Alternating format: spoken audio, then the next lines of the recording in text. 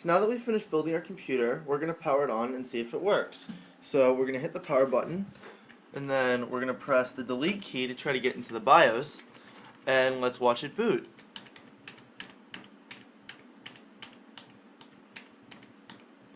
And we made it into the BIOS, which means it was a successful build. If we go to hardware monitor, we can see that the CPU temperature is idling at a nice 40 degrees. That's not too hot, but so we know that we applied a good amount of thermal paste. If we go back, we can go to CMOS features, and we can see that it picks up the hard drive, so that's good. And everything appears to be working. So this was a successful build, and now we can go ahead and use the computer.